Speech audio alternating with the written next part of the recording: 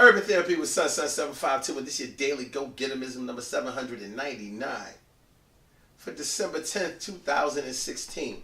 All right, today I want to talk to y'all about liking somebody or loving somebody regardless of whether they like you back or love you back. It's a tough situation. It really is. Now, theoretically, what most of us would probably say is that we only going to like the people who like us. We only going to love the people who love us. We only going to deal with the people who deal with us. We only going to care about the people who care about us. But in practice, that's not always the easiest way to be. It's not always the easiest thing to do. And that's why, theoretically, a lot of things happen when in reality or in practice, we kind of have to make some adjustments. It can work on your ego. It can work on your pride. And getting past your pride and your ego is something that we all have to learn to do. But it's one of the hardest things in the world to do, especially when it comes to matters of the heart. Let's break this down a little bit. Let's talk about the first one. Let's talk about friendships. Now, a lot of people take friendships differently.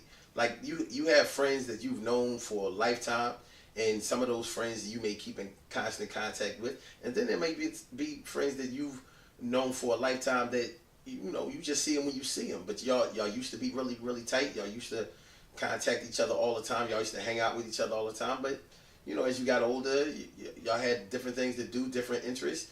Y'all went y'all separate ways in life, but never really separated. Y'all just had to, take care of other life's pressing issues. So you may not be able to see each other all the time or talk to each other all the time. Y'all may live in different cities, different states, whatever. But the love is always there. You can always count on each other. Now, some people can deal with a friendship like that, but some people can't. Some people need constant contact when it comes to friendships. And that can be a strain, especially when you start talking about friendships that are basically new. Friendships like if you don't really know a person all that well, you just really met them, y'all getting really cool. Some people be calling people their best friends. They ain't known them but a minute. Now, it's hard to, if you're the type that only calls somebody a really, really good friend when you know them, when you trust them, when that love and trust has been tested and passed those tests. It may be a battery of tests that you may require in order for somebody to get close to you. So when you're dealing with somebody who is quick with it, they quick to be calling somebody they homie or they best friend, they main man, they right hand, like, you only known dude for 3 months, 6 months, a year, and that's your right hand? Like, come on now. I mean, to me, that sounds a little bit suspect, but for some people, they with that.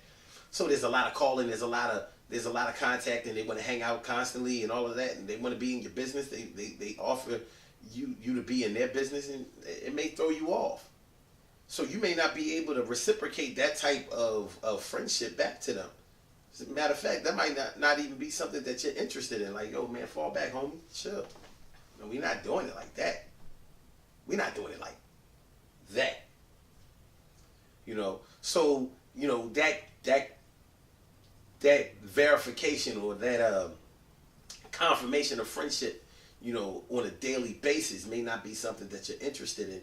But it doesn't mean that somebody isn't friends with you. It doesn't mean that they're not cool with you. It doesn't mean that they don't want to deal with you. It just means that your idea of friendship is a little bit more intense than they may be able to deliver. So it can cause communication problems. It can cause a disconnect. But it ain't really got to be that way. The other thing is business.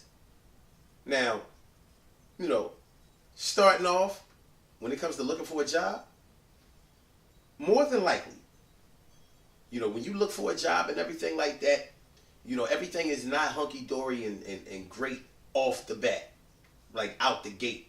You probably needed a job to get away from a job that you didn't like anymore, or you were unemployed and you really needed a job. So, you got your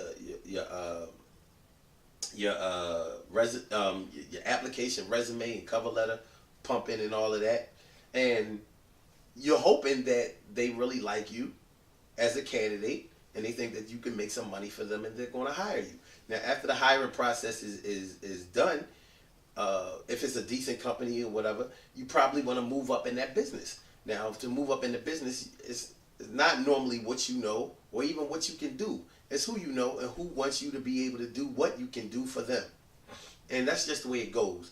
So sometimes you might have to get close to people that you don't really want to get close to. You might have to brown nose a little bit, and you may really look down on brown nosing or kissing up or whatever people call it, who don't have to do what you're doing. You know, because a lot of people, you know, judge what you're doing from the sidelines. But they can't get the same things in the same way that you get them. So, you know, if you're dealing with a supervisor or a manager or an owner or some type of executive that holds the key to you being able to move up, it would probably be best for you to get close to them, ingratiate yourself to them, let them know your worth, let them know that you're the type of person that would really do well in the position that you're looking for. And you might have to put your pride to the side and humble yourself in order to do that. And you might have to do it over a period of time to make it happen. Now, some people going to look at that like, look at this kiss ass motherfucker, you know what I mean, old Uncle Tom ass nigga, you know, but you're doing what you have to do in order to get what you need. And everybody is not going to understand that. It's not really an understandable situation for everybody. But once you get what you wanted or get what you needed, everybody talking shit. You have to ask them, did you get what you wanted? Did you get what you needed? Maybe they did, maybe they didn't. But even regardless of all of that, all that really matters is that you got what you wanted, got what you needed. You know what I mean? That you persevered. And, you know, and really, if you're dealing with an executive, if you're dealing with a higher up that really doesn't dig you and you need to get close to them, you're going to have to do what you have to do. It's not kissing ass. It's not brown nosing. It's networking. It's being cordial. It's making yourself available and marketable. You know what I mean? You know, people who not doing what you do or getting what you do, they can talk shit all they want. The check has your name on it. And even if you're in private business, a lot of people think that in private business you can just do whatever you want to do. There are people who think that just because you own a business, you don't have to go to work every day.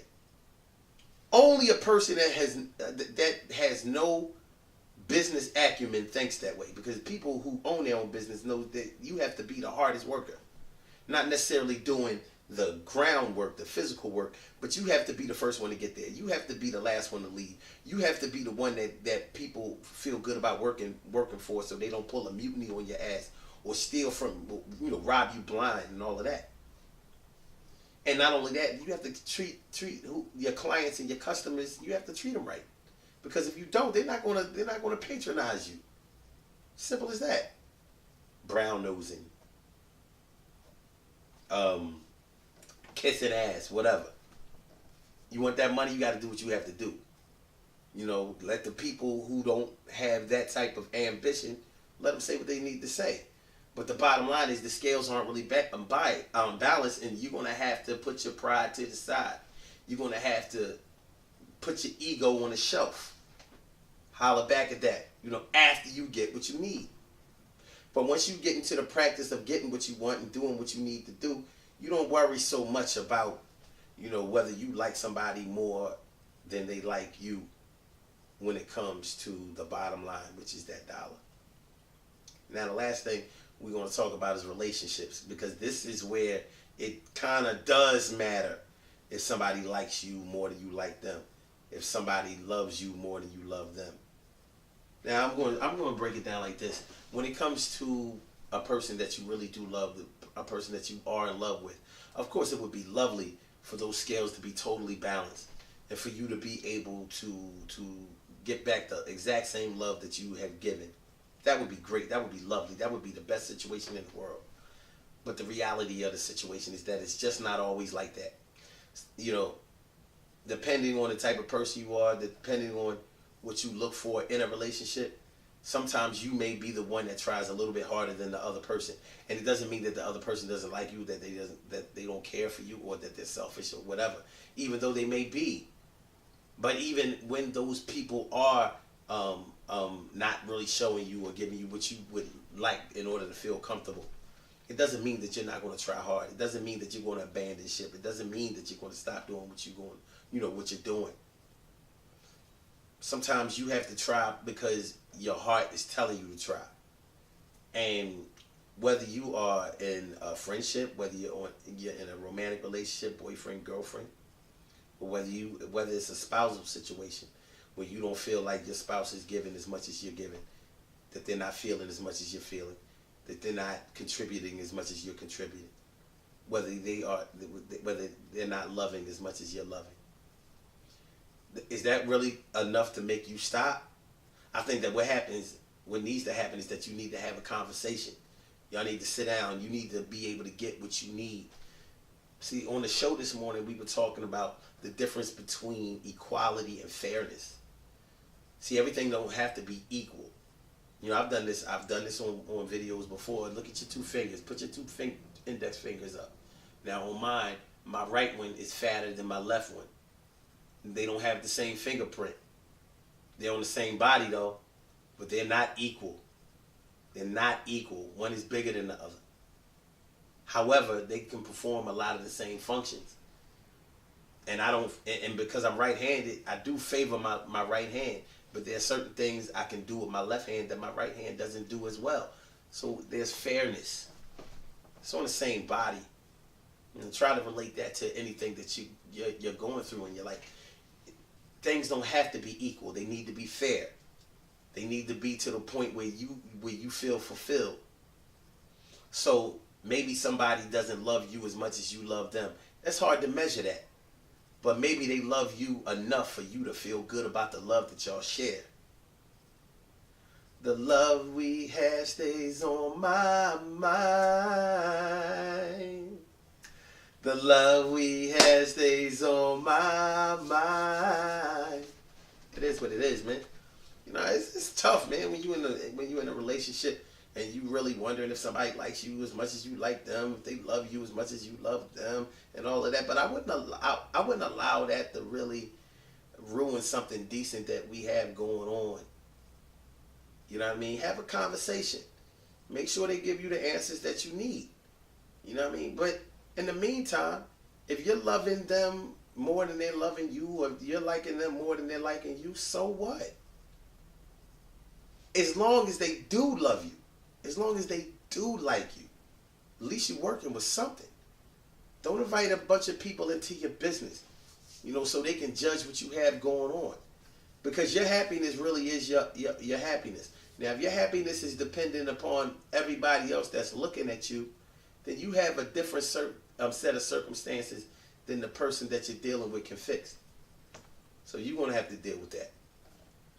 I don't know what else to say. It is what it is. Good things happen to those who wait. Great things happen to those who grind. And anything can happen to those who go for theirs.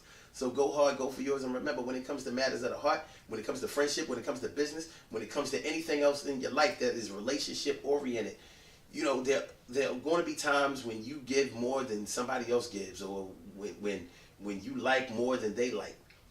But when you decide that you're going to get what you need regardless, then you have to decide that even if they don't like me as much as I like them, or they don't love me as much as I love them, or they don't perform as well as I perform, or they don't do as much as I do,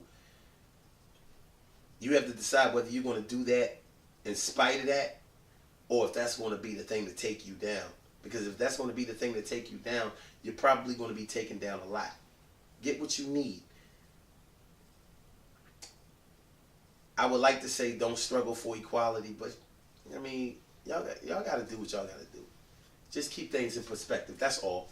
The Daily Go Getimism show is every single day, 6 a.m. Eastern Standard Time. Call in number 319-527-6199. 319-527-6199. blogtalkradio.com/Sun752. Peace. I'll holler at y'all later.